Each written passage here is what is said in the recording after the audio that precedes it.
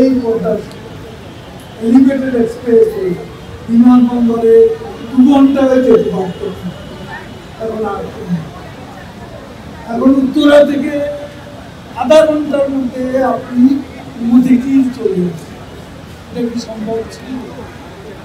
আজকে আপনি বরিশাল যাচ্ছেন 2.5-3 ঘন্টা, খুলনা যাচ্ছেন 3-3.5 ঘন্টা। এটা কি সম্ভব ছিল? আজকে এই যে উন্নয়ন, শতভাগ মাতার বাড়ি, গভীর সমুদ্র বাড়ি, তারপর স্যাটেলাইট। আমরা আগে বিদেশি স্যাটেলাইট ভাড়া করে খেলা দেখতাম, এন্টারটেইনমেন্ট আমাদের ছিল। বিদেশি যে আমরা অনুষ্ঠান সেটাও বিদেশি স্যাটেলাইট ভাড়া। এখন আমাদের নিজস্ব এই স্যাটেলাইট আমরা খেলা দেখি, বিভিন্ন দেশে অনুষ্ঠান মেলা দেখি, কালচারাল প্রোগ্রাম দেখি। এটাও সেটা আজকে আমি তো মনে করি তিনি আমাদের সৌভাগ্য বড় করবেন এবং তিনি বঙ্গবন্ধুর সুকন্যা, তার জন্য আজকে বাংলাদেশ অন্য। আমি সময় নেব না, আগেই বলেছি প্রধানমন্ত্রী বলেছেন থেকে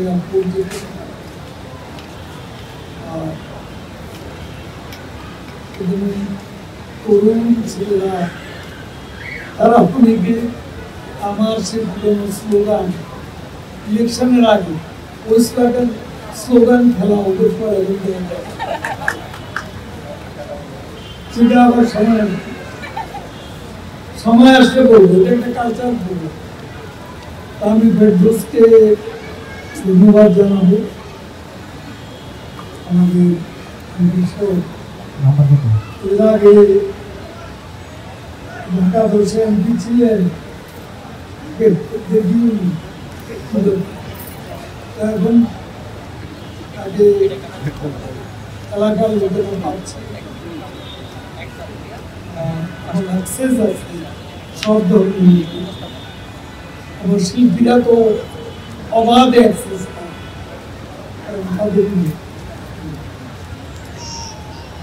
আমি তাদের ধন্যবাদ জানাচ্ছি। আর আমাদের দেশে আজকে শিল্পী সংস্কৃতি শিল্পী যারা আছে এখানে উপস্থিত হয়েছে, বাংলাদেশ সামগ্রিক পক্ষ থেকে আমাদের নেত্রী শেখ হাসিনার পক্ষ থেকে আপনাদেরকে আন্তরিক শুভেচ্ছা এবং এই কথা বলে একটি স্মার্ট বাংলাদেশ, স্মার্ট বাংলাদেশের জন্য স্মার্ট সাংস্কৃতিক উন্নয়ন আমরা স্মার্ট এবং সে লক্ষ্যকে সামনে রেখে 2041 এরপরও আমাদের লিডার স্বপ্ন দেখেছেন 2100 সালে মোদি নেদারল্যান্ডের একটা চুক্তিও স্বাক্ষর হয়েছে। এই মোদি বাংলা করা কর্মকাণ্ড পরিচালনা প্রজেক্টটি বাস্তবায়ন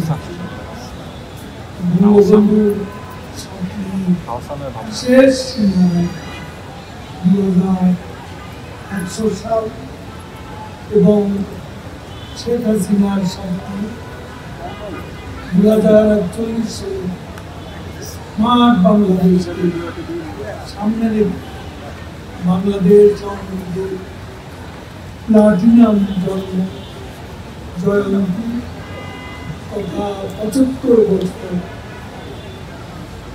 পূর্তিতে আমি আজকের এই সুন্দর সাংস্কৃতিক অনুষ্ঠানে শুভ উদ্বোধন